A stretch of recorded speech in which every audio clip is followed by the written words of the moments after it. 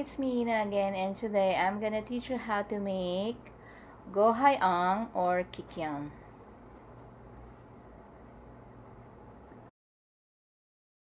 Okay, so here are the ingredients that we need to make the Kikiam. So we need like at least 1/4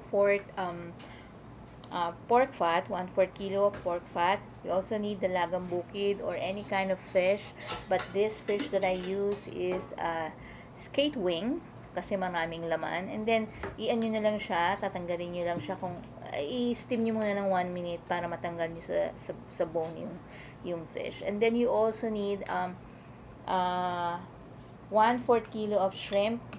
Chopped siya or giling ninyo, i-devein nyo muna. We also need egg. We also need 1/2 cup of grated carrots, 1/2 cup of grated jicama. Ipigain nyo, tanggalin nyo yung water. And then shallots, like maybe medium of shallot. And then garlic, spring onion, and then cilantro. If it's up to you kung gusto nyo lagyan ng cilantro. We need fish sauce instead of salt, brown sugar, and then the 5 spice powder and pepper. And we also need potato starch and of course BEANCURD skin. You can buy the BEANCURD skin in any local supermarket, Asian supermarket.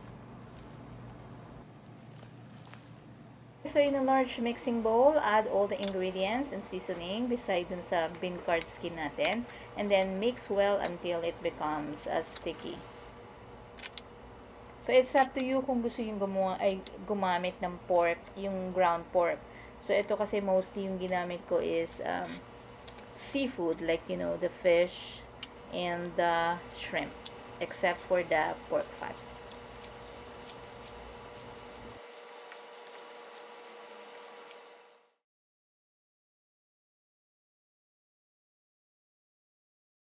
Okay, so yung nabibili kasing BEANCURD in Asian market, malaki yon. So you just have to divide them or cut them into pieces. So kung iano lang natin kung gaano kalaki yung length nung kikiam na gagamitin natin. So gugupitin lang natin siya into equal sizes. And then start na natin lagyan ng ating mixture.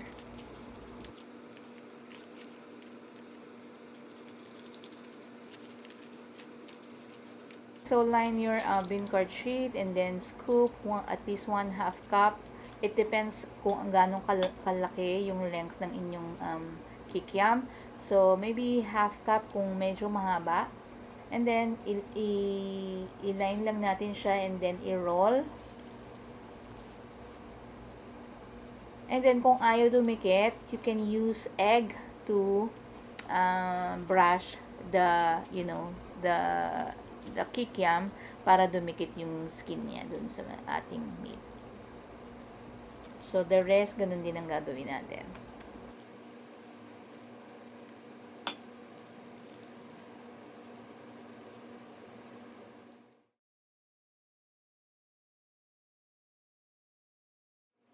Okay, so ito na ang ating rolled kikiam. So, what we have to do is, i-steam na natin. If you have a bamboo steamer or any kind of steamer, so i-line up lang natin siya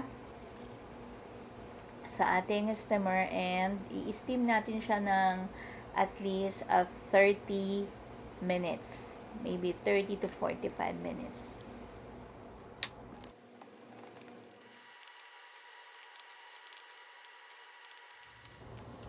Okay, so after 45 or 30 to 45 minutes, turn off the heat.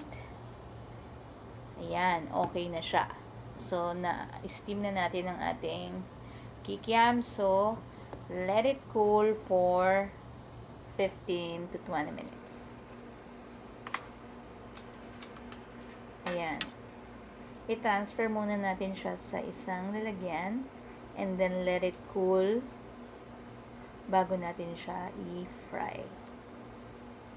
So, just make sure na pagka tinatanggal lang natin sa ating steamer, make sure lang na dahan-dahan kasi para hindi masira yung skin. Or, you can, before na ilagay nyo sa steamer yung ano, pwede kayong mag-brush ng oil dun sa steamer nyo para siguradong hindi mapupunit yung skin.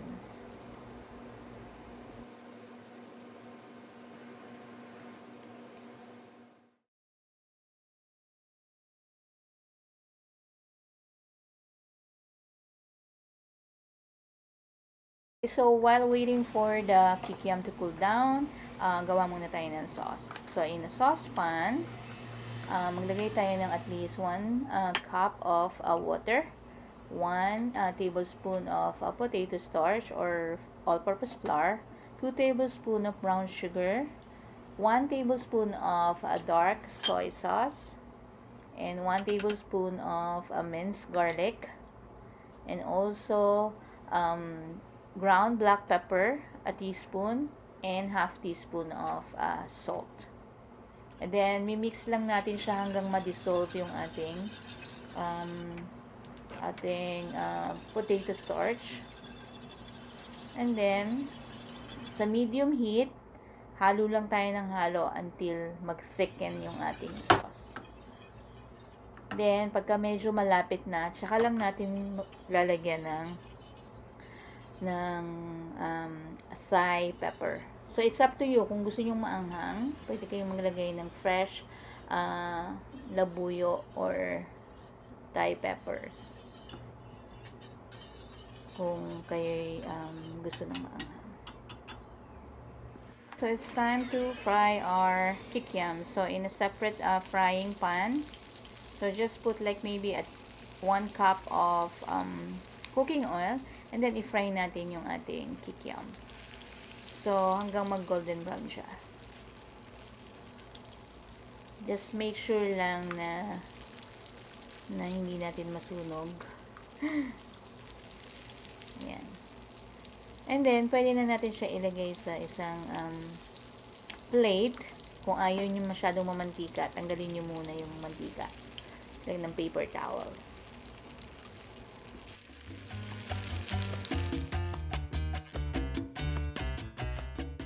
Okay, so it's ready na. So, like I have said, pwede nyong ilagay siya sa paper towel para matanggal yung excess oil.